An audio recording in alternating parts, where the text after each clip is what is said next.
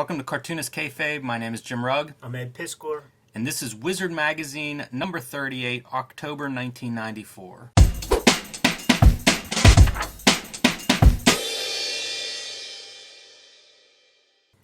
This is when little Eddie P is all in with comics. I was reading Wolverine at this time, loving Adam Kubert's work, was so happy to see on my second Wizard magazine that the Kubert bros were the dudes at the helm with the cover. You are a much bigger Kubert Brothers fan than I am. Adam in particular, actually, is my guy. I prefer Adam too. Yeah, like I will accept Andy Kubert under protest. This is I describe them as good, not great, and this is actually when I quit reading Wolverine at this time period, and I think you were still in Marvel Comics while I had followed Image into like comic book stores in the direct market, and kind of drifted away from Marvel. And so like these were probably the last of the couple good artists I think that worked there. Other guys being John Romita Jr. is another guy I think of as being pretty good that stuck around Marvel at that time period. But it was slim pickings, man. I was picking up these Wolverine issues as they were coming out. Jimmy asked me what happened in those comics. Couldn't tell you. Yeah, that's the other part that is probably why I drift away from them at that time period. And Ed, we talk sometimes about where we're at the time of these issues, and thinking about this one, this is my senior year of high school. This was probably the worst year of my life. Oh. In every way possible. I went through a major depression. I quit football. It was just, I was ready to get the hell out of where I grew up and leave school and all of that stuff. And it was just a lot of, I don't know, it was just a time of a lot of changes. So this is possibly my last issue of Wizard Magazine from back in the day. Interesting. So this is my second, and my predominant place for picking up my comics was Kmart. There was a whole section. There was a wall with a bunch of multi-packs and junk, and that is where I picked up this issue, and where I would pick up my regular stuff, man. I would save up my lunch money for the week and go to Kmart on Saturday, pick up 5 comics, man. They were still $1. That's wild, because I think of myself as buying comics all over the place, from flea markets to, newsstands. Kmart was never a place that I thought of as a place to find comics. Yeah, I have no idea why we would be there. They would also have, in the poster section, it would be a poster that was the cover of like the first or second issue of Classic X-Men, the white cover with all the characters. And I remember seeing Polaris, but like not knowing who that was. And I just like started like buying all these old comics, man, to just like try to figure out like, who's that green-haired girl?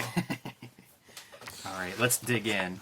Ooh, starts with the Maximum Carnage ad. That's a good one too. Usually it's just 2 pages, but 3 pages, man. That is filling the screen with some badass imagery right there. And we were asking in an earlier episode, like, who did the art on this, man? And the Kayfabers came back, said that's Bill Sienkiewicz. I can see it. No surprise, I suppose. Yeah. Ooh, there he is, Fate, with a dildo, with like the dildo from that movie Seven.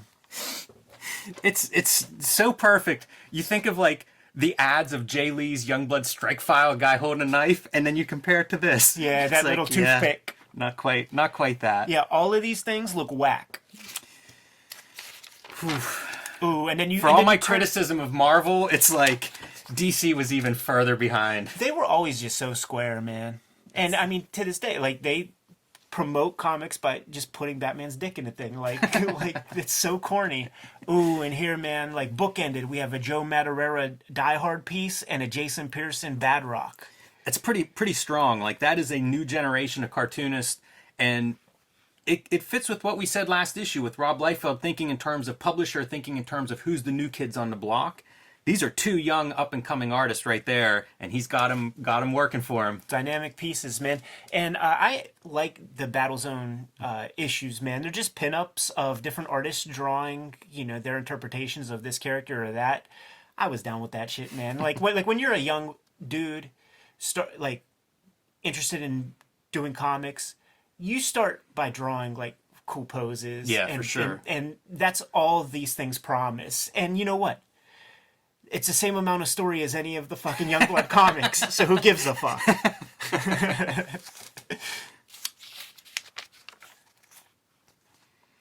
This is another editorial of pretty much just previewing what's in this issue. I don't know if that's going to become the trend, if that's something that he's sort of taken swerved in that direction, or if we just don't have a lot going on at the moment. Yeah, Gareb Shamus is doing a couple things with his look here, man. He's growing his hair out a little bit, maybe to look like that young boy who was in Sequest and that Chuck Norris movie called Sidekicks.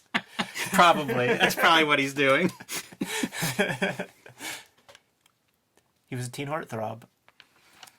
There's one letter in particular in here that I find funny, and he's talking about what he reads and what he likes and doesn't like, this writer, and he describes Image, Malibu, and Valiant as they're okay if you're into bloodthirsty psychos or interchangeable word balloons.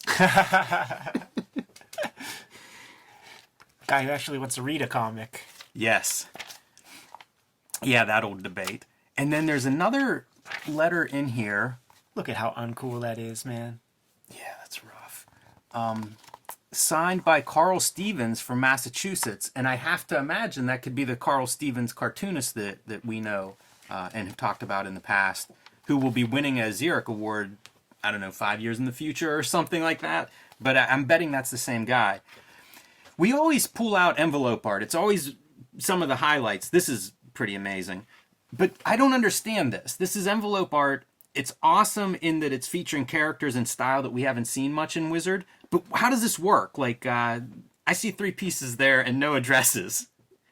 Yeah, unless those envelopes were these envelopes are packaged inside of some other one.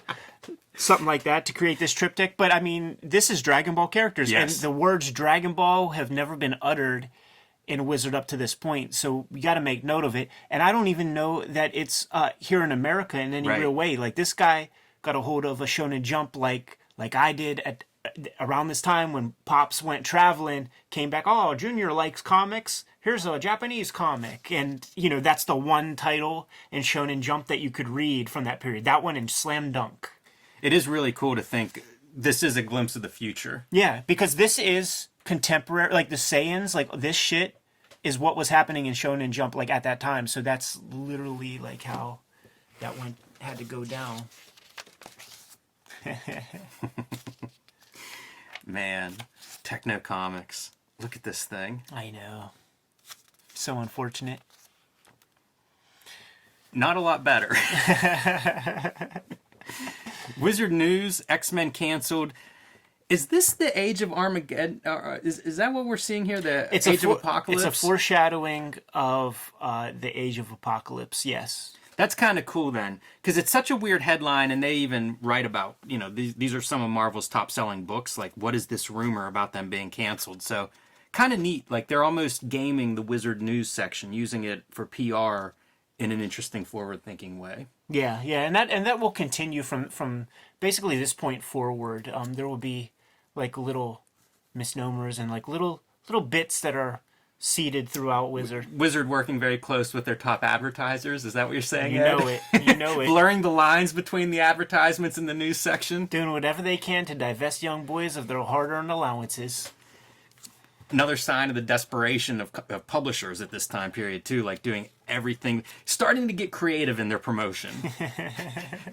Yeah, when, before we saw that Wizard was along for Marvel lunches and guys were just a bunch of schmack-offs. For sure. I think they waited too long. George Perez goes to Image. This is kind of interesting because he does do some Image books. I was going to ask you because I don't remember. But not for like 5 years. I see. So this is when I looked up this Gladiator thing. There are T-shirt images of it. As far as I know, it never gets published. And what I saw online is that Gladiator was a pitch he gave to DC that they passed on. Interesting. And then the other piece... I guess that's the only one. Oh, the other piece that they mention is that he's supposed to be illustrating a one-shot Dollar Comics summer special featuring characters from John Byrne's Next Men. It would be written by John Byrne. As far as I can tell, this never came out either. Which is probably, I'm disappointed in, because at the time I loved Next Men, but also these were like superhero comic characters within a more realistic world that was Next Men, which, that kind of meta storytelling I love. Yeah. I would have loved to have seen this Dollar Comics stuff, but I think that's a sign of the market too, as things are really nosediving. Jim Lee takes a sabbatical. Last issue was an interview with Rob Liefeld coming back from a sabbatical. Now we see Jim Lee taking one. And I think this is just signs of a guy that goes from selling 8 million X-Men comics to starting up Image Comics to like, you know, that is a burden. That is a lot of stuff going on. Yeah, and at a certain point, man, all you have to do is be taken away from the drawing table for a little bit to stop and smell the roses. And once you bring your head up from that drawing table and you're like, I have millions of dollars, I don't have to be doing this right now. And in his case, a couple of kids now. Right. Or another kid on the way. One kid there and another kid on the way.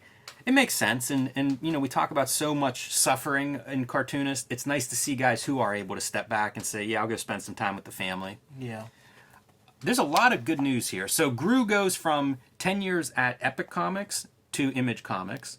10 years of not shipping late. You know, we've talked a little bit about Gru before in these pages, so kind of cool. It's another option, let's say, for an experienced cartoonist, gets to look around at the comics landscape and pick and choose what he wants to do. And surely a better deal at Image than Epic Comics provided, I'm sure. And speaking of not good comics, a really big deal here is more Techno Comics coverage. We mentioned it briefly last issue. We've been seeing ads for this, and it is a startup company, big entertainment. Apparently they have some money behind them, and I think they're just trying to develop IP, and their gimmick is get big names and celebrity names to put on top of the comics titles. One of those names is Neil Gaiman. This is his book, Mr. Hero, and by his book, it's just concept. He's not literally writing it or anything. It's just based on a concept created by Neil Gaiman. These comics are bad. Yeah, awful. And I mean that across the line, not just Mr. Hero, but every Techno comic I've ever seen. They just miss. It's like, you know, at the time it would have been like somebody's notion of comics 15 years in the past. It's so impure, and this happens every couple of years. There's something in the works at this very moment that a lot of people are, you know, accepting big checks from some schmucks who got big money behind them and shit. And it'll just continue to happen as the movies continue to gain popularity and more people kind of like see that as an opportunity to do R&D for future movie stuff. It's always going to happen, and the comics are always going to suck. And I'm always going to call you a jobber. Maybe the worst coloring thing, like you see the early digital coloring here has become a staple of comics. Whatever this gradation of like tan, rose color, peach, tan gradation. We call it mauve in the color theory. It's gross. In memoriam, Alfred Harvey. So this is the guy whose namesake is Harvey Comics. One of the big things that he creates is Richie Rich, one of the most popular comics in the 70s. They cite that a little bit in this obit, but a long history, decades as a publisher, going through several different types of trends, licensed stuff like Dick Tracy that was published in comic book format. One of the things that they would do eventually, probably at least from the 70s forward, and I say that because I don't have any of these comics from the 60s, but Harvey Comics had the balls to put an ad right at the very, like, no splash page. It's like 2 pages of ads before the comic even starts, and no other comics did that. It's surprising comics don't do that because that's a staple of a lot of magazines. Right. That's prime real estate, and obviously comics were selling ads, so you would think that more companies would have adopted that format.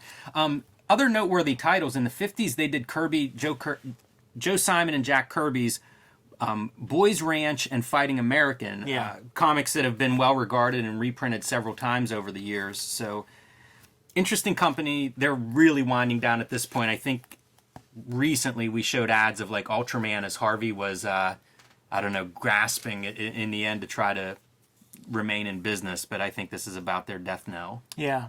This piece here is surprising to me. Yes.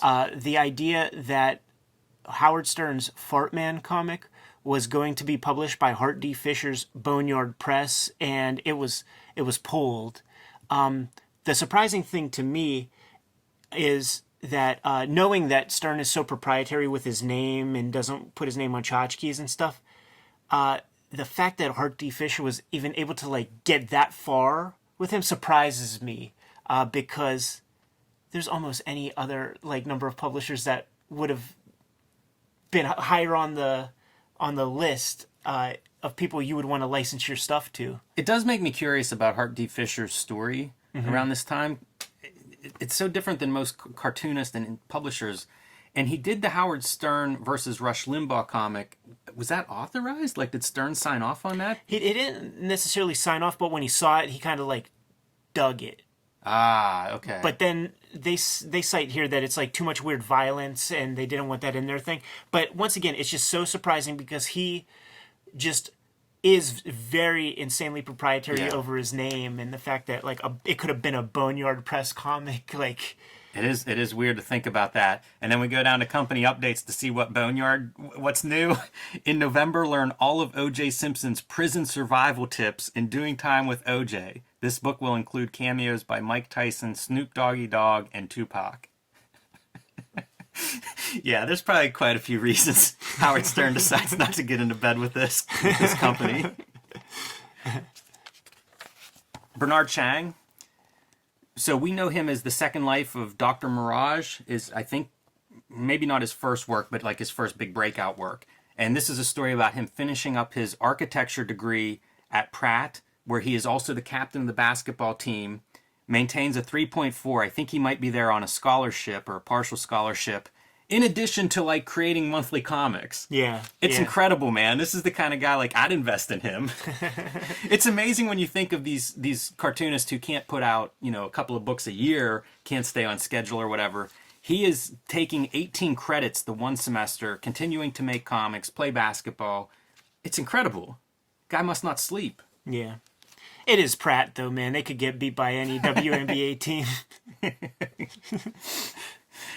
Comic art exhibitions. This mentions the Words and Pictures Museum, which Kevin Eastman, of course, started in Northampton, Massachusetts. It's still going on. I hope we get to see this like every time they have a new exhibition. Right. This one is Melting Pot. I know they run through, I guess, like 98 or so at least. That museum is still open in business. So there's quite an opportunity for shows over the next several years. They also cite New York City's Four Color Images, which I think we've seen mentioned before. They have a Sandman exhibition coming up with artists like Dave McKean, Brian Boland, Jeff Smith, Mike Mignola, Kelly Jones. Pretty nice list. Yeah. Logan's Run. Ed, you skip a lot of these articles that are about Marvel characters. Did you happen to read this one? I did read this one. I honestly, I don't think I read it at the time. But I did read this one for the purposes of our conversation here.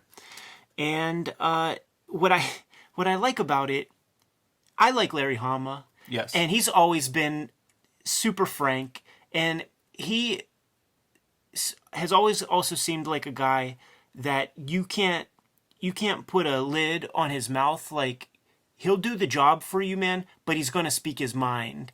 And where Wolverine is right now, the adamantium claws are ripped out and stuff. Yeah, cool picture of that, by the way. Yeah, here. and he's like, of course the claws are gonna go back. Of course they are. I mean, how can they not? It's just like when Superman died. Of course Superman's coming back. Like, why are you even asking that question? It won't happen this year, but probably next year or something. And I don't think it actually does. Like, Wolverine goes through a lot of evolution.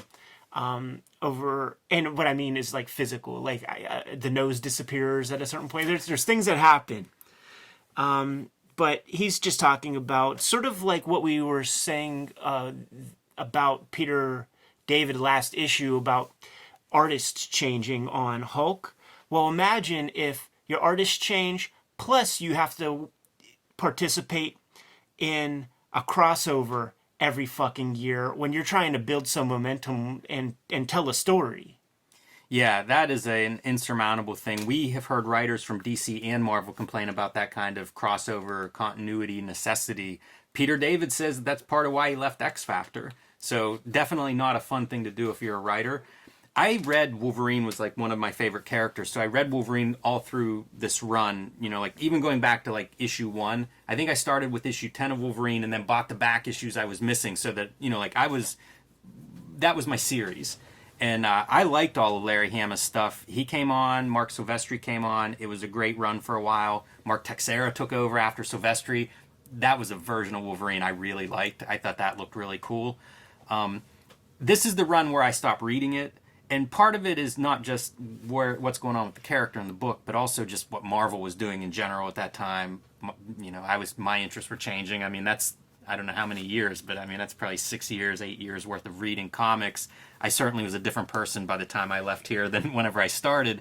But it does feel like it's taking a toll, the crossovers and things. You know, like from a character direction, it did seem to lose direction to me.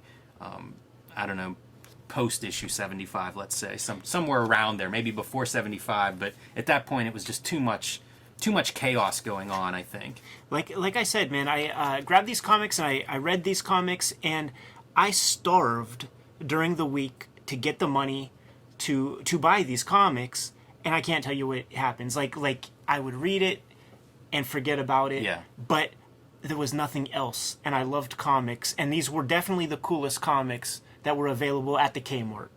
You know, one cool thing in this article that I pulled out, Larry Hama talks about continuity in comics and how characterization is built sort of over time. He cites Peanuts as his reference for that. It's like, you may not know what happens in one day of Peanuts or whatever, but across 30 years of reading Peanuts, you know those characters inside and out and forward and backwards. And he suggests that comic books have a similar thing. You know, in that monthly frequency, that's how you learn about, you know, how you get to know these characters.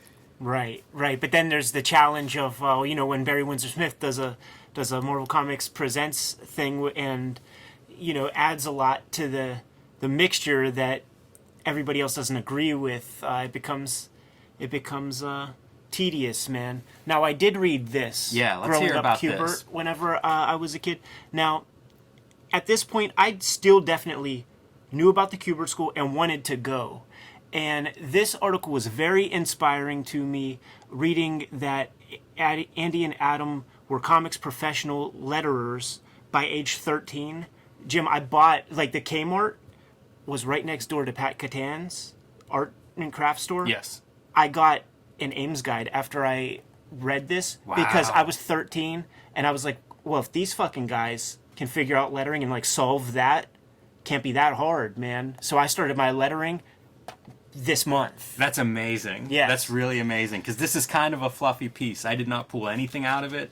It's amazing that this was like inspiration to go start lettering. Yeah, it was literally like right around there when they're like talking about being 12, 13 and how the name Kubert got them in the door, and that was their first thing. It's like, okay, well, fuck you guys, man. If it's that whole thing where it's like, if you see one person can do something, that means that it's humanly possible. For sure. So I started my course in lettering. I do think it's interesting that they have the background as being letterers early on.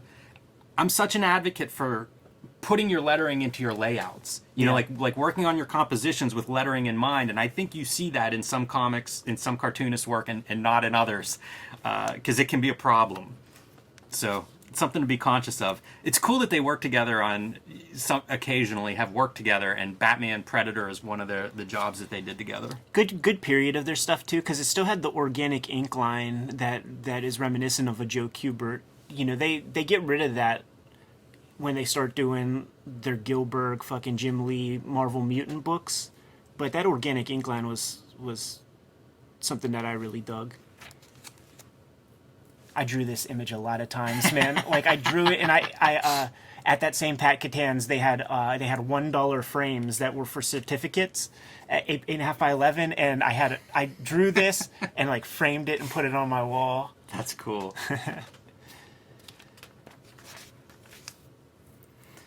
Bad Girls. So we've been talking about it for the last several issues. This is a trend that's going to really pick up steam and continue. I'm sure we're going to see it in upcoming issues as well. This is your primer for it. So if you're reading and you're not really picking up on the top 10 hot comics back issues and stuff, at this point it's front and center now. Undeniable. And that's all it is, man. It's like a paragraph or two a piece for the various titles that feature female characters. They do make note that before this time in comics history, there really weren't many titles that were female-centric that stood any kind of test of time. We have hindsight and retrospect to look upon this stuff, and it was still the case. Like, these things don't go very long. Catwoman is the exception to that rule. Yeah, they even refer to it as, boys club, and this idea that a female lead does not sell. Did you read any of these, Ed? We can run down the list of who's covered in here. We have Vampirella, Catwoman, who we have talked about in the past a little bit. There's a long run happening now at this point with Jim Ballant drawing it. Lady Death, which becomes very popular. She we see here.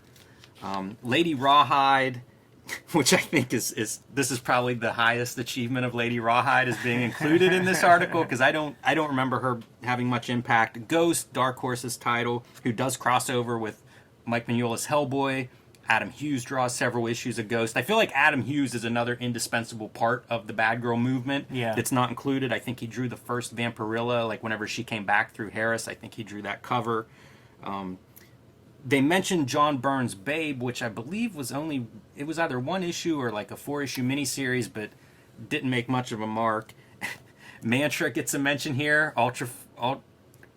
Ultraverse's character from Ultraverse that I don't remember anybody talking about or seeing any other mention anywhere else. Yeah. So a couple real misses, but a few of those characters do go on, at least for the next couple of years, it seems like, to make some noise. Did you read any of those? No, I read none of these titles when they were coming out. But the thing that I still am curious about is, like, trying to deconstruct how Billy Tucci, like made she a success. Because he came out of nowhere. Mm-hmm. The book is colored weird.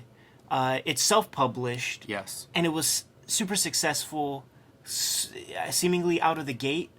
So it's like, next time I see him, like, I just, you always see him at the con, but this just, doing these Wizard episodes puts him in a different context to me, and I just want some scoop. Like, he had some sort of, like, self-publishing a color comic at this time period is very rare air. Yeah. Choosing a female lead, as this article, explicitly states, that is a risky venture on top of doing color. So yeah, I would be curious about that too, Ed. I don't know where he's coming from.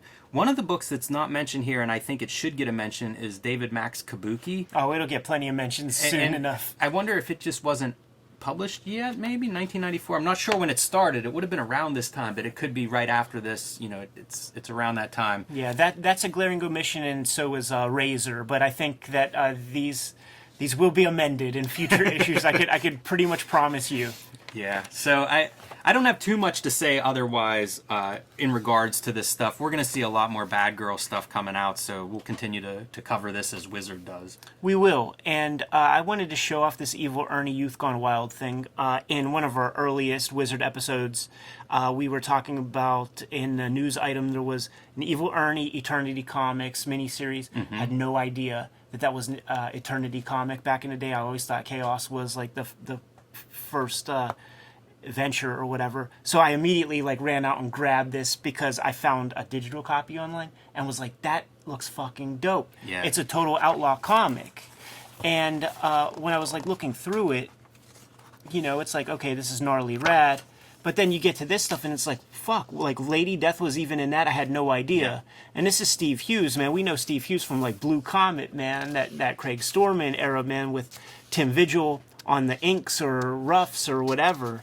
I always thought Stephen Hughes is good. I think so as well, man. This is super energetic stuff, total in the Outlaw Comics vein. And my favorite is when he rocks color, because it really does look so rough and just so organic that you don't. Professional comics, quote unquote, tries to polish off those rough edges. And so when you see it, even this is tighter than I like. It has a quality of almost being inked by one of those Uniball pens or something. Sure. And that was always, I think it was popular in the Image style, like McFarlane with his Hunt 102 and all that little noodling. It has that quality of a pen that I would buy at the drugstore trying to figure out how to draw comics and not quite getting the mark. This has that quality. It does. Yeah, that's some good stuff. Yeah. So Steve Hughes represent, man. He's still kicking it here, man. We're gonna lose him soon. Yeah, he passes young, but he does a lot of the Chaos comics up to that point. So he was always somebody that stood out to me in that regard. The other note I would make is Witchblade isn't out yet. No, which it's gonna be becomes sometime. one of Mark Silvestri and Top Cow's big characters, big books. And we know that Silvestri reads Wizard. So I have to imagine him reading this and ideas are starting to spin. Like he's reading the tea leaves as Wizard presents them. Makes perfect sense too, because like the Silvestri X-Men, like my favorite Rogue Yes. is Mark Silvestri's Rogue. You know what I'm saying? It's like do a girl character. Velocity ain't doing it, man. Yeah. Like your Cyberforce girl. This is one of the most bizarre things I've seen in a Wizard magazine. This is a survey that some Wizard staffers or probably interns, poor people, were sent out to interview 100 people about recognition of these characters, which ones they responded to. They interview men and women. It's so ridiculous. Like I think of this and it's like I want to show this to like a PhD student and get some feedback on the validity of this research because it's pretty bizarre stuff. But you can see like character recognition. So nobody, like other is the number one choice, suggesting that there is no strong recognition of these female characters. Wonder Woman, the most well known. And then this is men and women and what their responses are. You see the women's approval of Vampirella is surprisingly low there, but they come back with the most interesting character, Vampirella, 53%. So they may not like her, but she's the one who piques everybody's interest. Ridiculous. This is the most ludicrous piece of Wizard, but I love it so much more than the stuff I usually criticize, like the pictures of Cartoonist as kids or the 12 issues in a row of grading, 2 pages of grading standards. But pretty weird piece. Somebody was thinking outside of the box for that one. See, I like this Stephen Hughes. Like Yeah. with this weird, like it's like what is that's coloring that? That's a good point, and you can see some more of that like pen, almost scratchy pen drawing, inking style. Yeah. Yeah, and you could very clearly see it here where it's that almost dead line. Mm-hmm. If you and I would draw this, like the line would like taper off and it would be a Right. thick and a thin, and it's just this dead line that just looks cool, man. Like we ourselves, we try to burnish off that rawness. Yeah. Drawing board returns to, whatever you want to send in. That's fun. Like a mashup of Frank Miller's Sin City and Calvin and Hobbes. Agreed. And that's ridiculous. I think that's color pencil. It looks like it. And if it is, that's warped as hell. Like they did everything they could to like stretch that down on the Xerox machine. Super roided up Solar. Dude, I just can't sell you enough on how much like each of these images is burnt into my mind forever. Yeah. That's a pretty good one. That white hair and like the white highlights, it's so strong. This was so important, man. Like you could keep now. This was a contest that was like maybe a year before. Like it was a significant amount of time before this issue. Issue 28 is whenever it was launched. So it's like 10 10 issues 10 ago, months almost ago. a year. Yep. But I wanted to make comics, and I'm looking at these different pieces, and I'm looking at the ages, and like some of these guys are just a little older, and the one that wins wasn't necessarily my favorite. Like this one was like probably my favorite, but basically looking at all of these submissions, and it was a plot that Bart Sears gave us to draw. Right.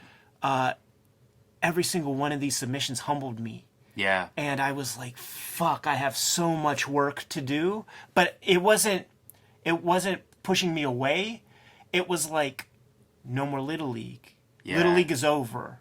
Like, I have to put fucking time and effort into this and start making pages that could stand up to this, because there are 18-year-old dudes who are kicking ass, man. But what I'm saying is each of these inspires me a lot, and I think they're all pretty great. It's cool to see. The thing that doesn't age well, of course, is that new Batman costume. Looks so dumb. Oh, yeah, sure. Andy Park sounds like a name. Did you recognize anybody that went on to careers that you're aware of? You know what? I confess I didn't even look at the names. Okay. But Andy Park definitely is a name, but that sounds like a very popular name. So Yeah. I can't confirm for sure any of these. like, look at these fucking That's pretty good. Arkham Asylums, man. Like, each one is. I mean, this is kind of weak compared to like Oh yeah. that thing, and like the dynamic. I even enjoy reading his write-ups on some of these things. Like he talks about the dramatic shift in angle here is a little bit confusing from storytelling point of view. He talks about things like left-right continuity. You know, like some of this stuff is Bart, seriously, are you pretty gonna make sound. me? Are you gonna make me pull out that Brutes and Babes fucking mini comic again? You're splitting hairs, bastard. I like seeing each of their different man-bats at the very end. Like, clearly, like, in the plot, that must have been one of the things where it's like, you know, the reveal of man-bat is, like, an important piece, and seeing Yeah, for sure. how each of them... and he calls it handles out. it. Like sometimes they really nail it. It is fun too, like the different styles. Like this is a much cartoonier style. I wish these were bigger, easier to see, Yeah. because they're very fun. Yeah. I dig these, man. These are my favorite things I think that they run in Brutes and Babes are these page contests where you get to see, like, it's cool to see the same story in this many different variations. Yeah. You know, like everybody interpreting it differently. Pretty eye-opening for me. It may be at the end of this one, too, where he gives another plot for, like, a Thor... Well, no, I guess it's not in this one, but he definitely does it at some point where he gives another plot, and I think I might still have my pages of my versions of that, and and he gave you the opportunity to use whatever characters you wanted, I think, and I think I did Thor. I was like on this mission to make Thor a cool character when I was like a little dude. That's funny. I'm like, I could solve this. By the way, he runs 2 contests here. One is for the like under 13, the little Brutes and Babes, so that's what these pages are. They're pretty good. They are, but you know what? I was like, I could smash these dudes. I could fuck these kids up, man. But it's these 17-year-olds that I need to start stacking my grip up against. I'm so impressed by the 12-year-olds. No, I because am like too. I was not doing comics when I was 12. I was doing those pinup drawings. Yeah. The And stuff that Extreme was publishing. right. Like, yeah, like these are the fuckers that gave me confidence, because I'm like, okay, man, well, I think I could smash you. Except that dude's that pose is pretty dope, but he Yeah. probably cribbed that from somebody. And then I look at that man bat, I'm like, oh, that shit is kind of weak. But so it made me feel good and bad at the same Yeah. time, you know, roller coaster of emotion, but set me on that path, man, to probably, like, you know, start drawing, say, my 20th bad page or something. Also, it's incredible that so many people sent stuff in, you know, did this contest. Like, think of how many people were responding to this, because what he prints are pretty good. So I'm sure there were like 1,000 that were just Dog awful. shit. Yeah, But man, just the number of response. sure. People were hungry for this stuff. This is a fun contest, is to win Jim Lee's drawing table. I guess he doesn't need it since he's taken that sabbatical. I always loved seeing him do the Sharpie drawings. Yeah. Like you'll see this stuff pop up different places, and I would always look at that, and that was my first inkling of like, it's not the tool, it's the artist behind the tool. Yeah, sure. Because he made Sharpie drawings look so cool, I always thought. Yeah, one of the places you could see him do some quick stuff would be like those Stan Lee videos, and he always thought kind of like mathematically about how to like build these figures and shit, and you see good examples of it there, and it's one of those tried and true things, man, where it's like you have a good underlying foundation that's necessary to build that strong figure work. Cut and Print, Comic Insider's Guide to Hollywood. First story is about the struggles Rob Liefeld is experiencing with his animated Youngblood. At this point, he is suing and being sued by the animation company that he had paid $800,000 to create a couple of minutes of footage.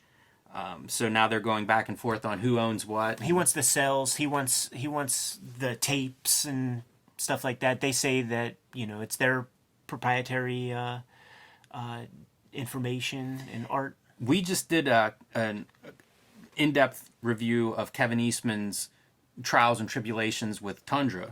This reminds me of that. You know, you have Rob Liefeld, super success for, I don't know, the last 5 years preceding this, throwing almost $1 million of his own money at a startup animation company. It just feels like, how else can it go? You know, it seems like a move, a mistake-prone move made by somebody who's had so much success that you don't think about what could go wrong with a completely unproven company. Right.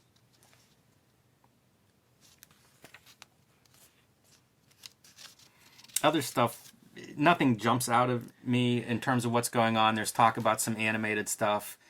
like The Mask. Just to root it in time, this Kevin Sorbo Hercules stuff was a big deal, and this is the first mention of that, and it'll be a big deal for like most of the rest of the 90s, and Xena will be a big deal. Like, it'll probably be mentioned plenty more times in future mags, but this is the first mention, and it was a big part of the mid to late 90s. Yeah, people who love the Marvel movies, like, this really is the history of how that stuff comes about. It's these little tiny bits and pieces of, like, this is what was available. This is what made it to the screen. If you love comics and wanted to see video and live action, this is what you got. Yeah, and that's produced by Sam Raimi, and he'll do the Spider-Man flicks, so... Yeah, they mention his background at this point. It's Evil Dead and Darkman, which is another one of those early superhero movies. Yeah, great conceit with Darkman. Generating excitement, the Gen 13. This is gearing up for the Gen 13 ongoing series launch. J. Scott Campbell, Brandon Choi, Alex Garner, the creative team, both in the miniseries that was kind of a surprise hit, and will be the creative teams on the ongoing series, which is great moves all around. J. Scott Campbell won an art contest, a talent contest for Wildstorm, is how he comes to work there. Like 2 weeks in, he starts working on this Gen 13 concept with Jim Lee. J. Scott Campbell, to me, is a really good cartoonist. He combines kind of that Wildstorm Jim Lee style with a cartoony, animated, funnier, almost Bigfoot style. Yeah, I would say even there's manga elements, like the size of the eyes of these characters sometimes, man. It's very manga-esque. And Gen 13 seems like the perfect fit for both his style and also he's young, and these are young new characters. And I think all of it kind of synthesizes to create something that, again, surprise hit in a lot of ways. Yeah, for sure. I brought an issue this is issue 1 of the miniseries. So some interesting numbers are dropped in this article. Right. They talk about, this was originally advertised as Gen X. Yes. Inspired by the Douglas Copeland Generation X novel. Jim Lee had read it and found it interesting. And so that's how this begins. Marvel is developing Generation X and stops them from using that title, which pushes their whole launch back. They have to kind of rebrand this to launch it. So it's pushed back a couple of months. They talk about Stormwatch, whenever it came out, sold 600,000 copies, which was a disappointment because before that, the Image books were selling like 1 million copies a piece. So Stormwatch comes out around, a little bit before this, sells 600,000 copies. They're disappointed. By the time this comes out, 170,000 copies. Right. Let me just see something real quick. Yeah, when it was called Gen X, the initial orders were 500,000.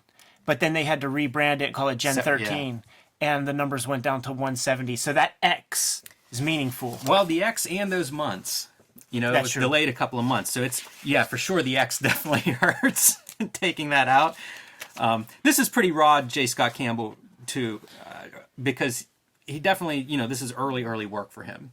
So even by the time the ongoing series launches with number 1, at that point he's got a couple hundred pages under his belt. Here's one piece that made me feel like a lot of promise for him was the fact that there's some legit backgrounds which you never saw in Image books of the time. I can remember this image exactly, probably for that reason. Although looking at it now, I can't help seeing this tangent line, which is real bad. Yeah. But you're right. Having the background, having somebody in regular clothes. Yes, regular clothes, absolutely, with no weird crosshatch, and then having some acting. I mean, this is the Art Adams element of his style. Great. Very detailed dorm room. Something. I don't know if most of the Image guys are capable of drawing something like that. Right. I think they totally lose interest and don't have the discipline to do it. And so, this article just talks pretty much about the ingredients of Gen 13 and what makes it a hit.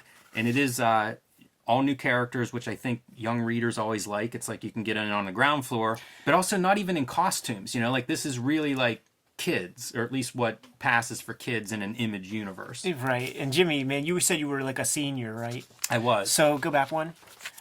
Did you and your friends ever say gnarly or grunge baby? That's just so mondo rad. Maybe that's relegated to just The West Coast vibes. Maybe, yeah. Mondo Red. That really sounds like a bunch of old ass motherfuckers trying to pretend to be young. Like when Kirby would do Jimmy Olsen and try to use some. Hey, crazy kooky. Hey, I'll tell you this story. The day that I bought Gen 13 #1, the miniseries, I flipped over my mother's car on the ride home from buying it. Fuck. Yeah. Damn. Oh, you know what else stood out in this article? They're talking about the bigger Wildstorm universe. Things like Team 7. So Team 7 would have been the generation before Gen 13 that was experimented on and led to some of the Gen 13 kids due to, genetic experimentation. It makes me think Wildstorm did a good job of launching a universe. They had several books. They all kind of fit together. They all more or less made sense. They were on schedule. It's a big contrast compared to, let's say, the Extreme Studios, which also launched a bunch of books that were sort of made sense in interviews, but I don't know that continuity-wise they stuck together or maintained schedules or characters could be distinguished from one another. There are like 3 cables running around the Extreme universe. I feel like that was one thing Wildstorm did really well. These books had different points of view. I'll say this, man. Jim Lee, he's an Ivy Leaguer, man. So maybe put some brain power to that. I will also say this: Brandon Choi, probably the luckiest man in comics. the Hank Canals of Wildstorm. Yeah, totally. Any other thoughts on Gen 13? We'll be talking about them more in the future. But this was popular right here and now. Blah blah blah. It really starts to sing when the regular series begins. Like J. Scott Campbell really is coming into his own. They're finding they know what they are then, because for all the fun and shit that they talk about here, it's really not that much in that first miniseries. Yes, but it definitely is in the regular series. Yeah, I think that's all accurate. And they make note of the Gen 13 1/2. I think those half books had some legs, especially the first couple. They were launched through Wizard, which was outselling most comic books at the time. Yeah. And they were such a novelty, those half issues. I feel like those are smart marketing moves. The books that got in early, once it becomes a monthly thing, I think it loses some of its effectiveness. But like Max half, Gen 13 half, some of these early half issues, I think that was a really shrewd advertisement. Yeah, and I mean, once again, this is not a regulated industry, so there's a price guide in the back. A Gen 13 half will be out, I guess, this month. And then we take a look at the value of Gen 13 1/2 in next month's, and it's worth $30 in their price guide. Of course. So it's this, really gross way to just it's advertising, man. It is promo, no doubt about it. And the other promo thing that seemed required for Image at the time is the guest Pitt appearance, which was in the Gen 13 miniseries. Issue 3, just the same number that the Spider-Man would have to show up. Stephen Hughes, centerfold, with the Chris Warner X. Ooh, and the Jim Lee Blackthorn video game art. Whenever DC acquires Wildstorm, they do a lot of Wildstorm does a lot of video game tie-in books, like oh man, now they're of course slipping my mind since I'm not a gamer, but I can remember reading articles where they were like, if they tallied up all of the sales of the comic books, those video game comics would far outsell anything in the direct market, but they would never get counted. Whenever you would see the best-selling books of the years, it was all direct market figures. But that was a real moneymaker for the Wildstorm guys, and I feel like you see that advertising art, and it's probably early Jim Lee's connection to the video game stuff. Interesting. Pitt. Yeah. If it ain't broke, fix it. Milestone Media. We're about 1.5 years into Milestone Media's run at the time of this article. We've seen them covered in Wizard before. I think of them as Dwayne McDuffie and Dennis Cowan. Derek T. Dingle is scattered throughout this interview. This is him. But I don't know of him as a comics creator. So I think of Dwayne McDuffie and Dennis Cowan. Those are comic creators I know from lots of other books. Yeah. When I scooped this up, I had no idea. I never heard of Milestone Media at all. I take a look at this and I'm like, I loved seeing these Dennis Cowan Yeah. pieces right here. But everything else felt so whack to me, and I was not rushing to go check it out. I read the article, and it was like, well, what do you like? Make a choice. Like, are you happy, or like with the sales, or are you not? Because they would say stuff like, yeah, you know, we're doing great, we're on the upswing, and then the next paragraph they're complaining that nobody's buying their shit. So it's like, well, what are you? This sounds very schizophrenic. I'm sure it's going to be dead in a couple of months. You'll surprise yourself. It runs at least a couple more years after this article. They were definitely like pulling out of the stops by having some kind of like DC crossover gimmick. Yeah, they did a crossover with Superman that they hope to retain like 20% of the additional sales that came out of that, so that was viewed as a success. It is schizophrenic in their sales information.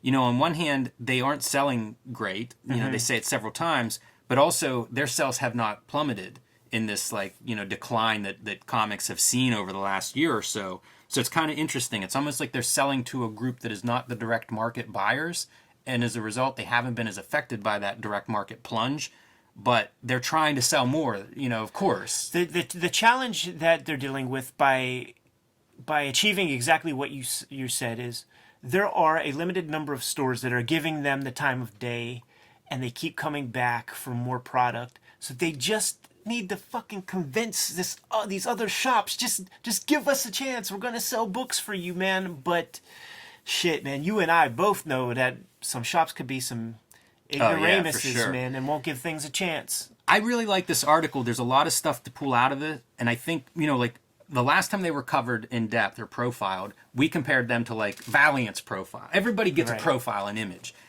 Theirs is one of the more interesting. I feel like they have a lot to say, and they say it in an interesting way compared to Valiant's the worst example, but I mean, like the Ultraverse profiles, they're just not interesting. These guys are at least comic book makers. They so are, they can speak the language. and they're somewhat media savvy. So they talk about, they've been covered in Entertainment Weekly, New York Times, Wall Street Journal, CNN, MTV. In my mind, it's like, why aren't you selling better? Because that's amazing. Valiant's not getting any of that coverage, you know. Ultraverse isn't getting any of that coverage. I think they probably get pigeonholed, you know, for being, and they say it several times, you know, seen as like this, as a black company. Even like creators that come to work for them, because they're very not, you know, it's very mixed. But they say like, that's a joke that white creators will say at conventions, that they don't really find that funny. You know, like lots of white guys are working on the books too. So I think they've been pigeonholed and stereotyped, and it's kind of a shame. Because when they talk about some of the stories, they have they describe some of the mature, I guess, description for the stories that they're covering, and I need to find where this is, because they run through like half a dozen storylines that they've gotten into, and they're fascinating. It's things like one character's pregnancy, confrontation, Static's recent confrontation with Jewish people, Fade's denied homosexuality, there's gender switch, crack addiction, hardly typical comics fare, in their words. And it's true. You know, like these are all content-based notes about their stories. Think about the stuff that we're reading Rob Liefeld describe in Youngblood. The main characters has manorexia. Right. You know what I mean? Like Vogue's cosmetic line, she's going to get more than 2 words of dialogue in the new comics. A little more complex storytelling on display here. Yeah, or at least like dealing with like issues that real people face. But that's also not new either, man, because that's, you know, North Star, Alpha Flight. I didn't read these things, man, so I don't know if the approach is ham-fisted in the same way. I look at a picture like this and I say it probably is. Yeah, that one does look that way. I think it varies like any other comics company. I like this artist. This is J.J. Birch, and I like his art a lot. So I pulled a couple of issues just to kind of show off some of the different images. One, look at this character. Yeah, that's hard as hell. This comes from Ghastly Grim Ingalls, man. The cover of Haunt of Fear had that kind of character. Oh, this art is dope. Yeah, it's a little bit of almost a Ted McKeever vibe in some spots. Yeah, I was thinking like like the a line Paul work. Grist. Paul Grist, sure. Very different than a lot of the generic stuff that I'm seeing at the time. So I think this is an interesting artist and did a lot of work for them. I love that cover, man. This is John Paul Leone. I don't know if you're familiar with him or not. He's done a lot of work, and I don't know what I know him from. I think he did like Cable. Like, did he draw? Like, he created like a Jack Kirby-ish kind of style. That's Jose Ladrone. I like him too. This is an early example of John Paul Leon, but he had a very strong like shadow style, so very strong spotting of black and whites, composition and stuff. You see a little bit of it here. He's not inking himself. This is Sean Martinborough, who I think inked David Lapham in the beginning of Warriors of Plasm. I really like the color on this stuff, man. Yeah, they're good-looking books. They certainly hold up well. This is Ho Chi Anderson, writing and drawing. That's a really good artist. Painted color, so it's not digital coloring. It has a little more texture than what we were seeing in like the computer coloring of this era. And Ho Chi Anderson, known for doing a lot of stuff at like Fantagraphics, you know, an alternative cartoonist. Yeah, the Martin Luther King Jr. Yeah. Biocomic. And this is Wilfred Santiago, who has also done a couple of things at Fantagraphics, like the Michael Jordan biography. This is early work for him. His style definitely goes in a different direction, and he's just penciling here. But he also does a Maverick one-shot for Marvel Comics. And let's not forget, man, incredible Rocksteady crew pinup in Hip Hop Family Tree Volume 3 or 4. There you go. So there's a lot of talent to be found in Milestone. I like these articles, the description of it. Milestone is not a publisher that I was reading at the time that it came out, but it's one that I have picked up since. And it looks so much better in my mind than the books that were coming out at this time period. Yeah, sure. Just these superhero things, man. Like, it doesn't surprise me that these shops were like next.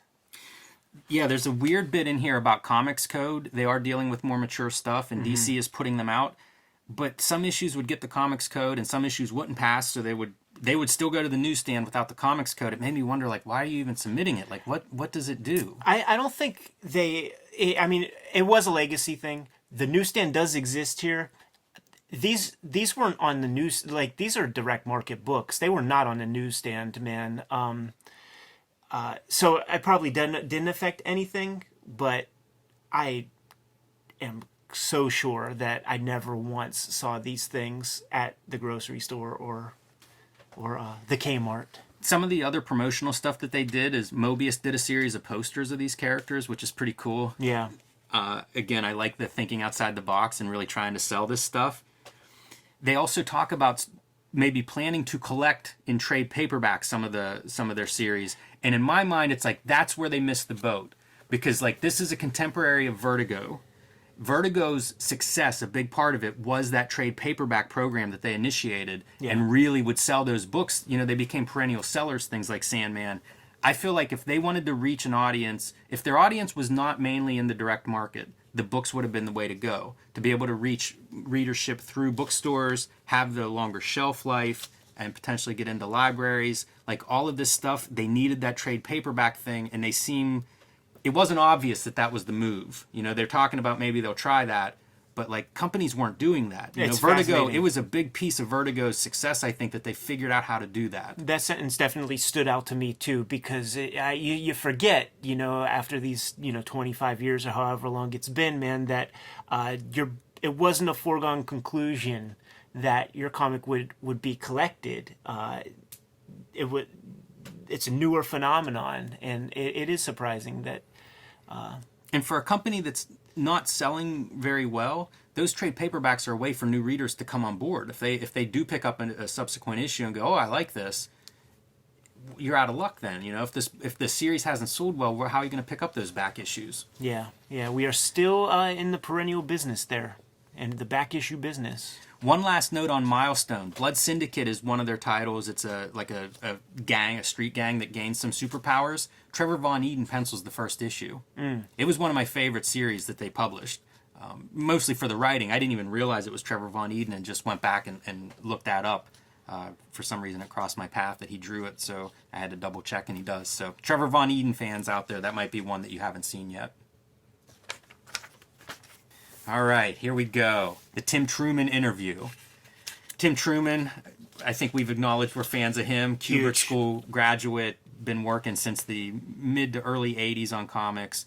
Has a very gritty type style, and you can see it on every piece that we're going to look at. A real textural quality to his drawing. Earth tones with the color. We were talking about Stephen Hughes and his line work. There's some commonality in the line work between those two. It's, you know, this is not a polished Charles Burns-esque feathering. This is much more of a gritty, drawn line. When he would do like the Helix book, Black Lamb, I think, he was using just micron pens. Yeah. I believe it, man. He seems to be relatively fast. So, some of his credits are things like Grimjack from the beginning. He's co-creator of Grimjack. That's mentioned in here. This is a career-spanning interview up to this point. He's done a lot since the early 90s, but he's done a lot up to this point. About a decade worth of work here. No mention of Dragon Chang in this motherfucker, though, man. No, there isn't. So it needs to be ripped up. But they do mention Scout. And he describes Scout as an Apache samurai riding a motorcycle through the post-apocalyptic wasteland. So I thought we would flip through this because Scout is one of my early favorite indie comics. And look, mine's even autographed. Yeah, that's dope. That came with the autograph. I did not meet him whenever this happened. My first issue of Scout was Scout number 9, and I got it after reading this Wizard interview at the very next Pittsburgh Comic-Con. So with that Scout being my initiation, seeing like this and seeing like the white pupils, it feels wrong to me. I mean, I have this issue too and everything, but it still feels weird. Yeah, so Truman was a fan of Native American history. He had done some other stuff I don't know if it was before this or not, but he did a book called Wilderness that I think he may have self-published or a non-comics publisher put out. And it's a very historically accurate comic that he then sold in huge numbers through a couple of ads in historical magazines, and he describes that it sold well enough that it built a recording studio for him. Yeah. He likes to play the guitar in the evenings. So I thought that was kind of interesting because Wilderness I used to look for all the time whenever I started to get into Tim Truman and would never see it in comic book shops. Right. Have you ever found it? Because I've never seen it. I just saw it last week. How what's it cost, man? It was $25 at Half Price Books, and it's a thicker. You didn't buy it? I didn't buy it. Weird. Yeah, I should have bought it. I have so little shelf space at this point. But it looked like a bigger, it was half an inch thick kind of book, graphic novel, black and white. I mean, I have sort of been looking for that forever. Yeah, I think about going back and getting it, so I probably will at some point. Yeah, do it. Grimjack was an early comic of his that I came across. Yeah, me too. And he mentions, that was a book that was cyberpunk people were fans of. And it's interesting, the fans of his work. So he did Grateful Dead comics, and Jerry Garcia knew of his work. He did a Santana biography, and Santana knew his work and said, and according to this, they've met each other, they talk on the phone, Santana takes his comics on tour, and that was before they actually met and started working together. Yeah, I believe our pal Chris Pitzer fielded a call at the offices of Eclipse Comics, and fucking Santana called looking for Tim Truman. So there you go. Yeah, for sure. I always, I will say that I always did hate having Grimjack with like a fucking pirate cutlass in his hand. Like, Tech 9 or bust. Yeah, they would always explain it as, like Grimjack would have all the different dimensions and stuff, Cynoshore, I think was the world that he lived in, and it was like a crossroads of all these different realities. And the problem is physics were different in the different realities. In some places magic worked, in some places guns didn't work, swords worked everywhere. Right. Hawkworld was like his 80s, I'm going to say grim and gritty. I don't know if that's appropriate, although I think he describes his work as being gritty for sure, just, part of the way he draws. But this was like his 80s character relaunch that, like Chaykin did Shadow and Frank Miller did Batman, John Byrne did Superman, so on and so forth. It seemed like that was a DC movement. He did Hawkman. In this interview, it's discovered that he was like moving toward doing a collaboration with Garner Fox to do some Hawkman comics, and just in my mind's eye imagining what that would look like, the closest comparison I could think of would be like the Roy Thomas, Neil Adams comic, or like, Neil Adams, Denny O'Neil comic where the writing is so divorced. Like, Garner Fox is pure pulp, And the best thing he ever wrote, an 8-year-old would be like, this is nonsense. You know what I mean? So to see that with like married with Tim Truman artwork would have been astounding. You know, just so divorced from one another, man. But the second he like sent a letter to Garner Fox, like, yeah, let's do it. I have some time in my schedule, and that's like the day Garner Fox died. So his whole thing with the Hawkman was like, well, I'm not gonna do like an ersatz Garner Fox story. Like I'm gonna do my own thing with it, and that is Hawkworld.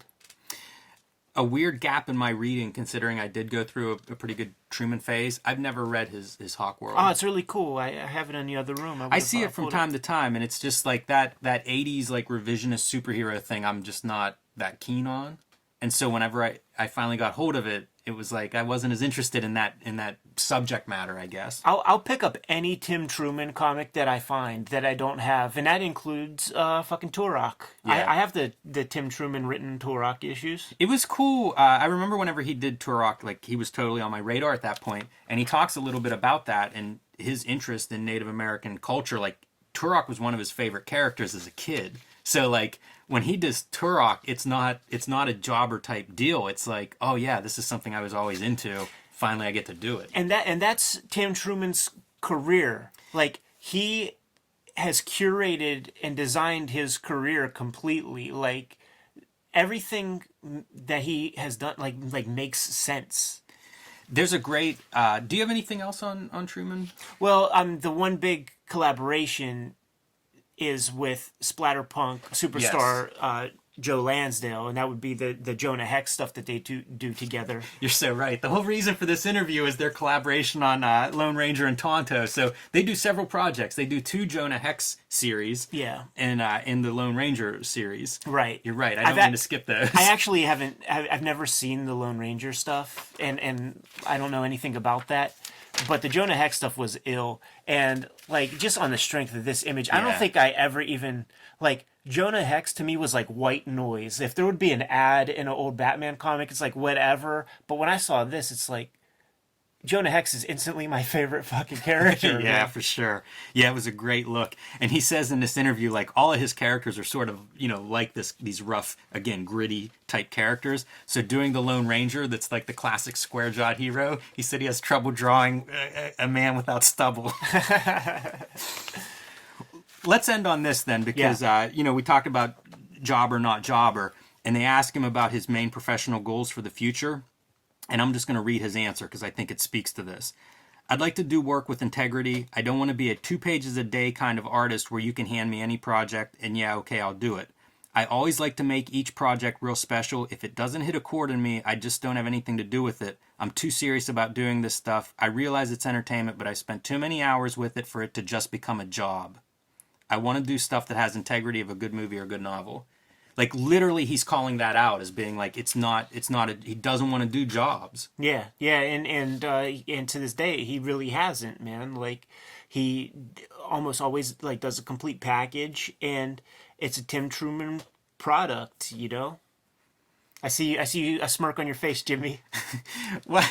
Yeah, I've just noticed this ad. Speaking of jobs, it's like, what book's selling real? What's a popular character? Venom? Sounds good. Pack it up. How much is that just a Venom character here? Totally. Yeah, it's interesting to think of those two as like the contrast there. Total job, and hey, it's a commercial medium, but I do think it's nice to see somebody kind of like talk about the integrity of what they're doing here, because he is working for, you know, I mean, he is getting page rates, working for DC characters and stuff, but just because it's a DC character doesn't mean it's a job. Yeah, and like I said, man, like the stuff that he does is he curates it. You know, he's not doing fucking Legion of Superheroes and bullshit like that. Like they should suck his balls to get him to do that kind of thing, man, and he'd probably just be like, fuck that, you know. That Jonah Hex stuff is good. He briefly mentioned Spider. There's a lot of good comics that he has made over the years. So anybody that's not familiar with Tim Truman's work, man, go seek some of that stuff out. That Jonah Hex stuff is hot. Yes. I like this image a lot, even though I was making fun of how much this looks like Venom. That looks like marker coloring to me, and I dig it. I'm on board. I don't think this is what Hulk 2099. I recently picked it up. It does not quite look like this, unfortunately, but I think this is badass. I just want to pluck this eyebrow right there. That one, man. My eyebrows look like that a lot. Ooh, we got the prototypes, man. They came back from Hong Kong with the paint on them.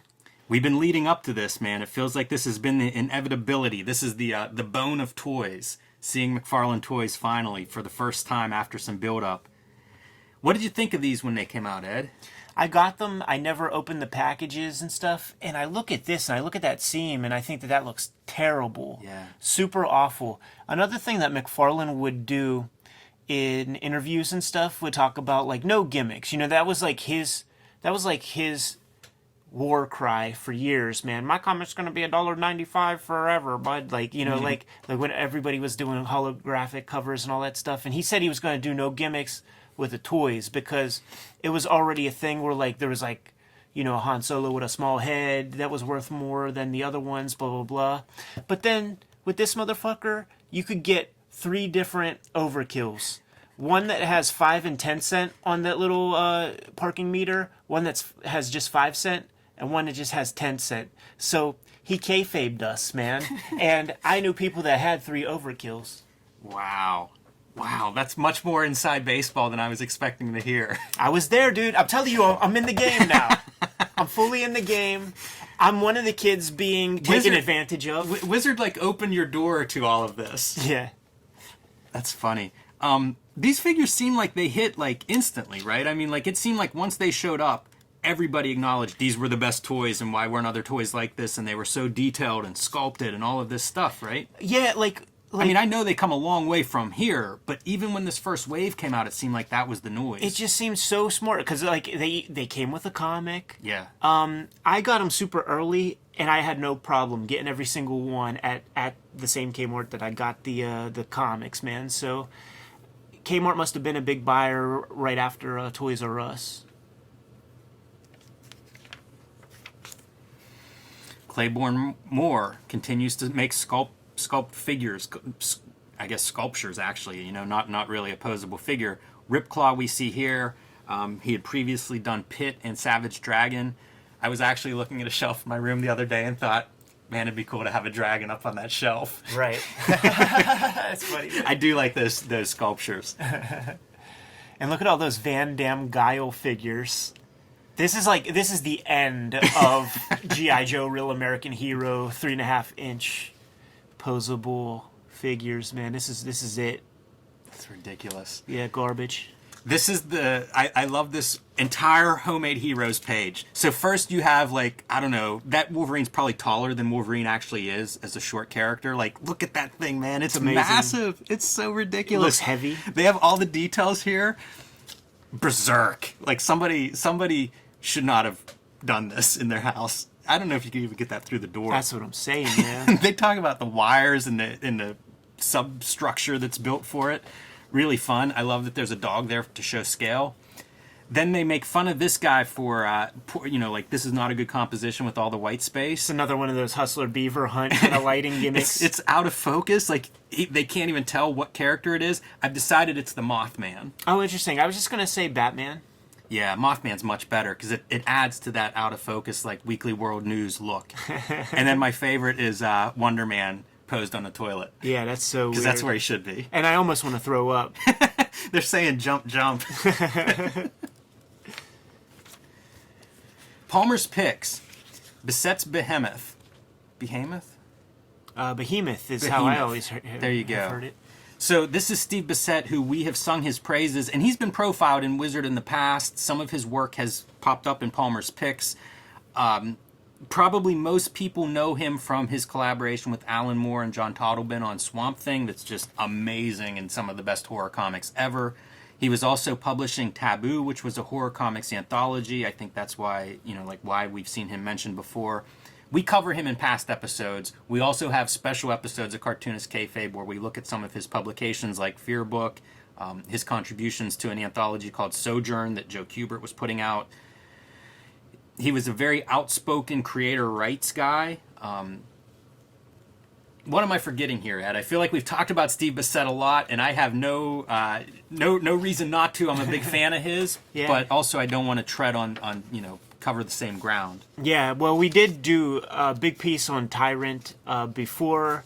Some kayfabe out there will remember which episode it was, because you and I were racking our brains, man, trying to remember where the heck we waxed all over this before.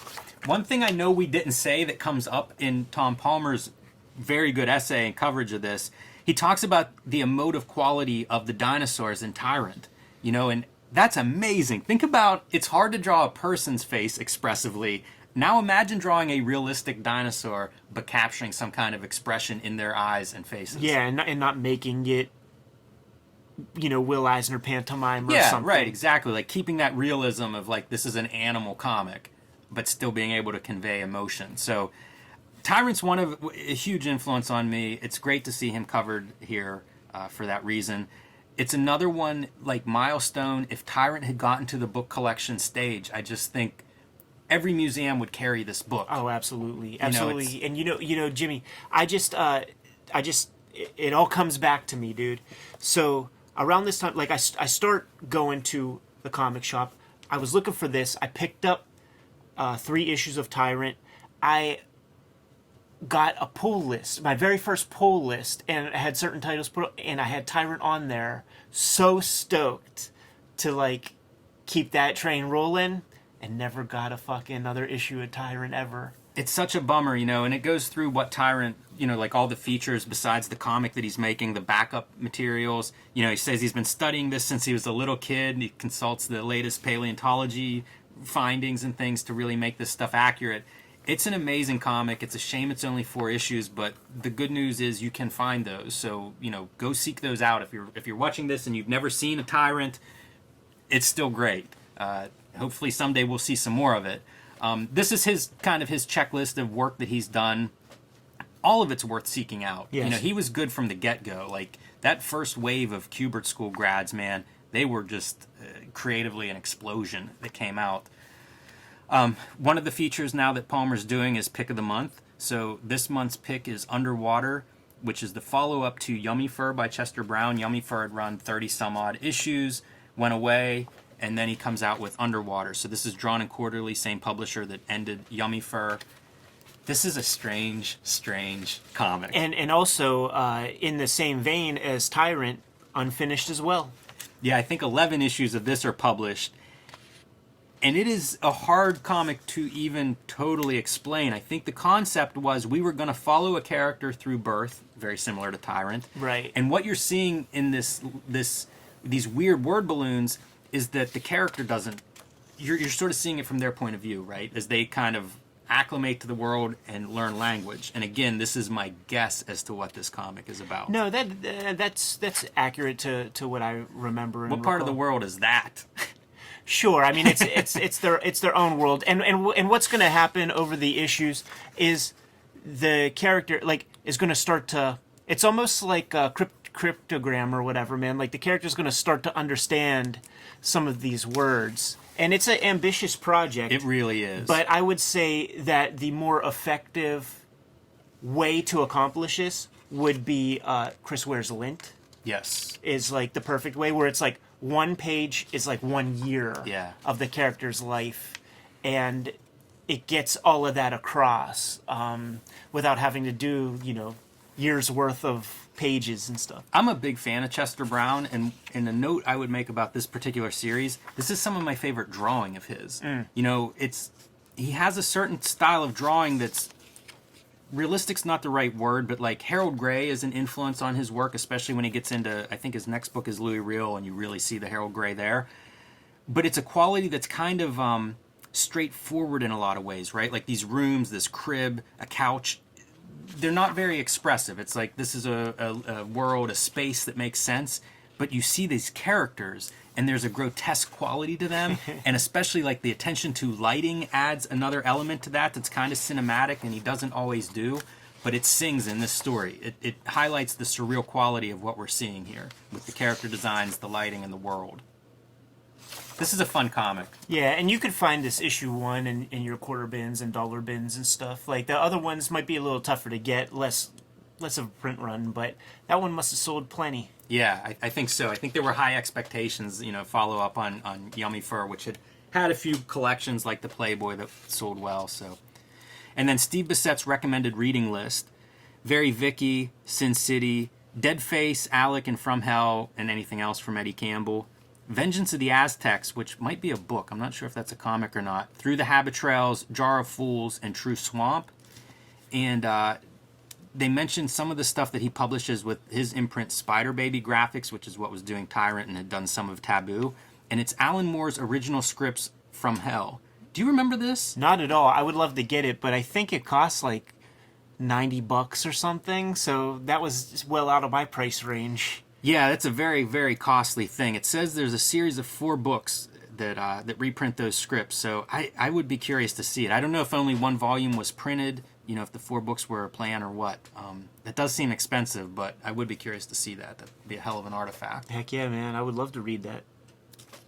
Top 10 heroes and villains. Only thing I would say here is Mort of the Month is your Spider clone. So this was not well received. No.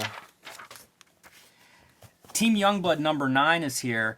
This is Rob Liefeld draws half of this book, and this is his return from Sabbatical, and they talk about that new style and how good it is. I don't remember this comic, so I'm kind of curious to check that out. If I find that in a back issue bin, I plan to pick it up. I at can least grab it in 2 seconds. flip through it. I do know where that is. Well, good. Maybe I'll look at it after this. Okay. All right, picks from the Wizard's Hat. Image X month. There it is. Ed, how does this happen so fast? I thought there were like months of build-up and ads and stuff. It was in the news item last issue, and now here we are. As a speculation piece. Yeah, Dude, my I'm timeline is gonna so tell you wrong. something. This is all fucked up because like when this came out, like I went to go get Tyrant, and like all the issues except 4 were out. So this is all weird. Yeah, because it's been at least 5 or 6 issues since we covered Steve Bissette, and Tyrant was going on then. So, yeah, this I don't know what that is, but I brought all of the Image X month books. So we'll take a second and flip through some of these. I was so disappointed at that Silvestri spawn. Like, I was so proprietary over all the characters, and none of them felt right if it wasn't drawn by the guy. It is very true. So Youngblood number 9. This one is drawn by Jim Valentino and inked by Dan Fraga. And it seems to feature Badrock. Yeah, man, he's the media darling. And he's a 12-year-old boy inside of a big giant rock creature. It is fun to see like what everyone's interpretation of each other's characters are. Look at this one, man. How come I don't see motherfuckers protesting this like they did that Milo Manera Spider-Woman joint, man? It's funny. I saw McFarlane Spider-Man recently with that pose, and it's like maybe that's where that pose started. That pose has become iconic, but it is this. This is one I like. This Liefeld. He is doing his inking himself, which we've talked about, and it is a weird. Like, look at those inks. Have you ever seen him ink something that looks like that? Yeah, not at all. It, very much like a Sin City thing. Like, I want the color out of this, man. I want to see this thing in black and white. It is totally a Sin City-esque. Look at that. I mean, it's more of with a fucking flavor saver. For sure. For sure. It seems like everybody was doing some version of that. He would then have that Chapel book looked like that Sin City kind of riff, but not Liefeld's art, but maybe student of. This is a good Shadowhawk comic. This sets up this concept of somebody has a cure for Shadowhawk, and basically Shadowhawk has to do his bidding in order to try to go after that cure. It's not resolved in this issue. It's a setup. It's almost like an origin of Shadowhawk, and it's a pretty good issue. It's cool that Blood Strike. I like that Blood Strike character, so it's cool that he's in here. Looks like this was dashed off pretty quickly. This reminds me of his proposal comic in the back of Youngblood 6. But you know what? I actually like this stuff, so that's pretty wild. Yeah, it is. Probably Bill Morrison artwork. Ooh, I was so down with... That's Crypt. Yeah. From Extreme Sacrifice, man. I feel like I remember the axe being bigger. So this is a pretty fun Liefeld comic. If you're a Liefeld fan, nothing else looks like this that he did. Yeah, I like it. Oh, I do have this, actually. It's so funny. I do have it. Like, last issue I was saying, I've never seen that. Like, I literally... So one thing that Image that. X Month is, the creators all just flop the same book. So Larson and Jim Lee swap, Valentino and Rob Liefeld, and Silvestri and McFarlane. So we'll just do a quick flip through. So you get to see Eric Larson writing, penciling, inking. They also did different amounts of what they did. Like some of them would work with inkers, maybe even the inker that was associated with the book. Or, you know, like Dan Fraga, very associated with Extreme, finishing up Jim Valentino's art. Yeah, it is so funny how weird, like, you know, from New Gods. Mm-hmm. Yeah, it's bizarre, man. These were head scratchers when they came out. Maybe the most head scratching part is they mostly came out on time. That was something they had trouble with. You know, they couldn't get that Image Zero book out. It took like 2 years, and they were just doing a couple of pages. So Larson wanted to do everything in Savage Dragon. Yes. He ultimately would go back and do another issue 13 so that his continuity would stay together as, like, you know, having drawn, I guess at this point, 250 issues.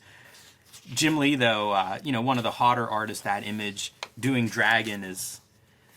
I don't know. I didn't love his Dragon version, but I do still love the idea. I love seeing these different interpretations of the characters. Yeah. This is the one that I got, like, the latest. So the only one that I don't have, actually, is the Rob Liefeld, believe it or not, man.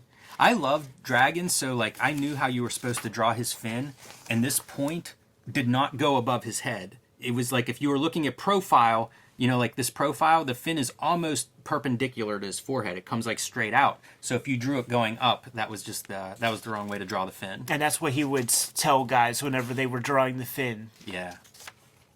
But it's fun.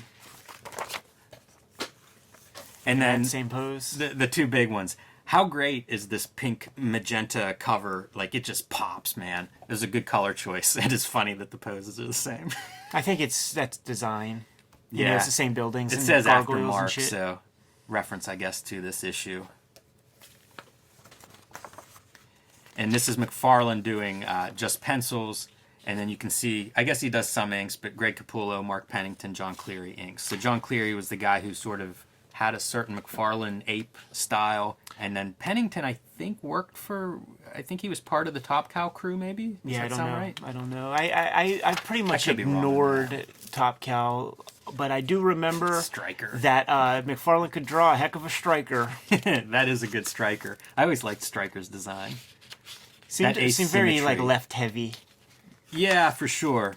I like asymmetry though, and so much of this stuff is symmetrical. So I think that was part of what I liked. There's a character in here though. I think that weird cat character. With the part in its hair. Yeah, McFarlane can draw cute. So we're gonna see that cute piece in here, I think. That cat. I mean, that was the cat he was drawing. This is a bit of a McFarlane staple, the big profile from the '80s. Like he didn't really use it that much in Spawn, from what I remember, man. So it's like he's pulling out some old tricks. Did I imagine that cat character's in here? Like the cat is the Cyberforce cat. Yeah. So that cat character would be in like the Mark Silvestri ones for sure. I don't know why I thought it was in here. Anyway, so McFarlane doing Cyberforce, quite a novelty, and then Silvestri doing Spawn pencils, and that is his inking team, so he's really producing, you know, both sides of that. Bat. In a weird way, guys would talk about Silvestri was the best artist of this group. He's almost too good. Like, you don't see a lot of the idiosyncrasies of his style as much as you see, like, oh, it's just, yeah, this is passable. This works as like a Spawn comic. I'd almost want a weirder version of Spawn or something. Right. Maybe a guy who couldn't draw as well. And by the way, this is Todd is in the toy making business, man, and this character Tremor is like in that first line of toys. So he was facing that issue of like, fuck, we need to get this character into the comic ASAP because I have a toy. They even do the fist thing. Yes, this is what the toy does. Yes, they do. It's like they gave Mark the toy sketches. And by the way, McFarlane really doesn't come back. He doesn't. He doesn't come back, and also Jim Lee doesn't come back. You know, like that's I think his last issue before his sabbatical. Yep. So Todd is fully in the toy business, man. Even when he's doing the inks on Capullo, like that's means less to me than those first, 15 issues of Spawn. Do you remember the weird publishing schedule for these issues? I They do. skipped a couple of issues in order to, I don't know what, maintain what looked like a solicitation order or monthly schedule or something. Yeah, I forget how that worked, but it was the Spawn Batman kind of like got them all crossed up, and that's when Grant Morrison came in. Greg Capullo did his first bit, and then he came back to finish up a story that he had in the works or something. I kind of don't remember all the details. These things, like everything, probably don't quite hold up to whatever hype. You know, like I was so excited to see everybody drawing each other's characters. They more or less delivered, you know. Yeah. Batman Adventures 25. Glad to see that book up here. You know, I'm not sure what particular reason it's here for. It's because Superman has invaded, and there was never a Superman cartoon at this point, so it was like the first time that like another DC character is coming into the thing. One thing that I do want to call out is that Mike Perrobeck is still the artist, even 25 issues in. He's great on this thing. So like, get any of these Batman Adventures books with Mike Perrobeck. They were the best Batman comics coming out. I was gonna say that, yeah, for sure. I often think like the Batman the Animated Series is the best Batman version of Batman that exists. I think That's and this was true. a strong comic. I mean, the comic, Especially the time period when, man, so many comics were bad. Yeah, and certainly Batman was. I mean, Batman has never. If Frank Miller ain't doing it, man, it probably ain't being done. I think we covered Generation X, didn't we? Little This bit. is another one that I think the schedule might be off. We've definitely talked about Chris Bacalo, whose art I think we're both fans of, so I figured I would just bring it and we'll do a quick flip through. Yeah. Because this stuff looked good. And he was on here for a long time. He might have been on here for like 2 years. He was, and the longer he was on it, the more those rough edges got burnished off, and it became less fun to me. Like the earlier, the grittier you could get his work, the better. The Death miniseries, That's super awesome. good. The way he did the initial sketches of Skin were like kind of cooler. So it's like he's becoming slicker, and I'm checking out the slicker it gets. That could also have a lot to do with the inker, I guess. This is cool too. Yeah, and it still is like that is the energy of his Ghost Rider 2099, which was fucking awesome. But maybe he feels like he has to be slicker. Maybe Bob Harris is making him. There's something at war with his style that is pushing it into like a place that rings false to me. That's interesting because he continues to evolve quite a bit. As he gets into X-Men, it becomes so much more like angular. I don't know his X-Men work. I've never seen it. It's very manga, anime. I don't know what he's coming from exactly, but stylistically it changes quite a bit. Like, I was looking at this and thinking of the cartoonishness of that image. Yeah, that's dope. Which is pretty interesting. I think he's drawing Rob Liefeld right now. It could be. So this was, I don't know that this was his first. I guess Ghost Rider 2099 preceded this for Marvel work. Oh, sure, yeah. And then, of course, he had done a lot of Vertigo stuff from, like, Shade and Death. You know, like, Death is probably one of the high-profile things, especially in hindsight with the popularity and He's success probably of that still character. making loot off of that. Yeah, and rightfully so. Like, it's great looking. But he has several runs on different characters, different books, different publishers that probably has, like, that's people's favorite work. You know, like, he's probably one of those guys that, man, if you ask a bunch of people who are fans of his, there might be 4 or 5 different works that are cited as, like, their favorite. Yeah, we'll be getting into his creator-owned gimmicks cool soon enough. So this is a pretty fun series, Generation X, and it runs for a while. I have 75 issues of it. There you go.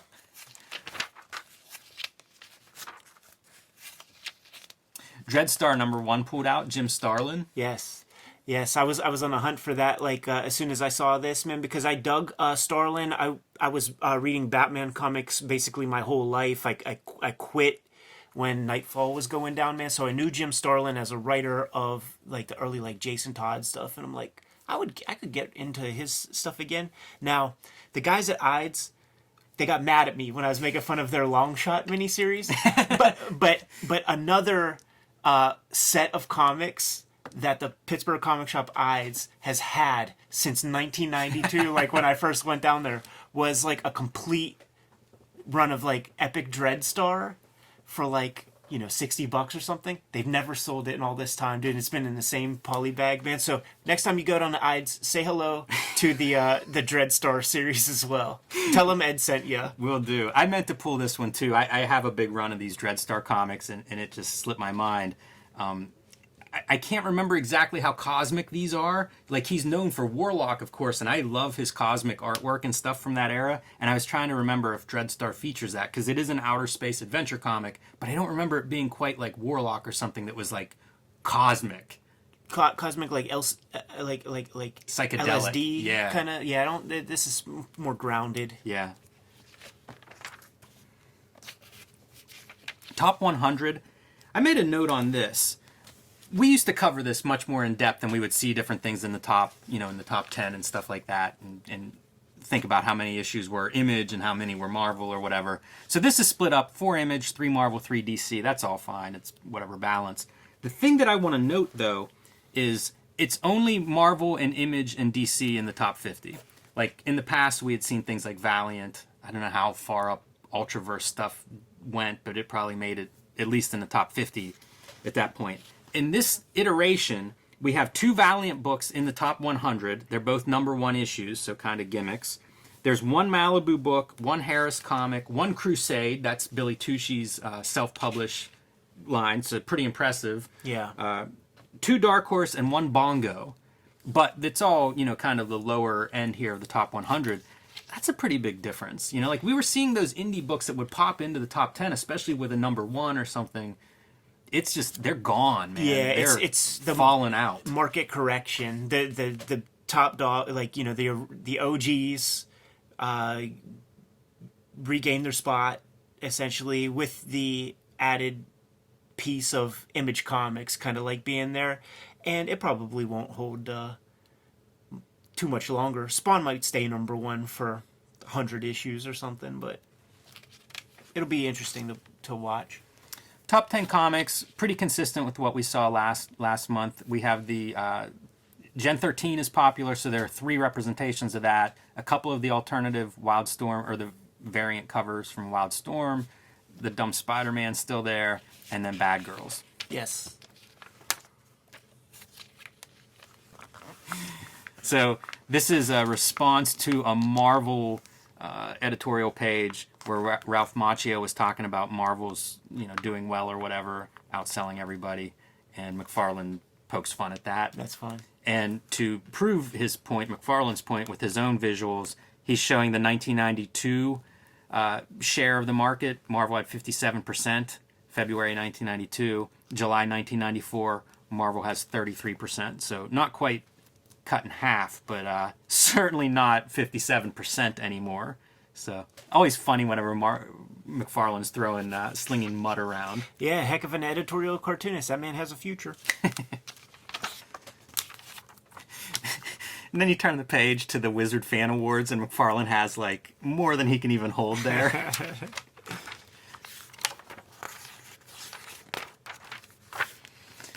And Bob Hall in the Wizard profile.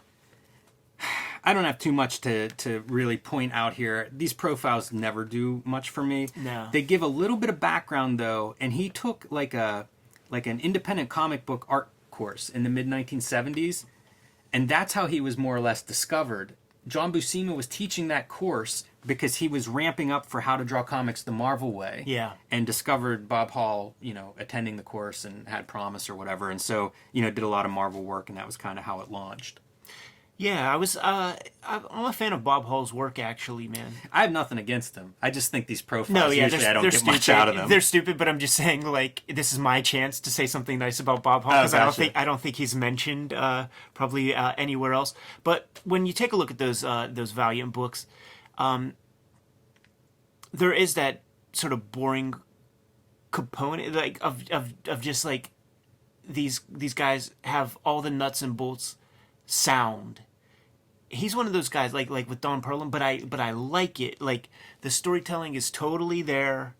I think he did some Thor, like maybe a Thor annual or something back in the day. I forget exactly where I discovered him from Marvel. I'm pretty sure, but good artist. I dig his stuff.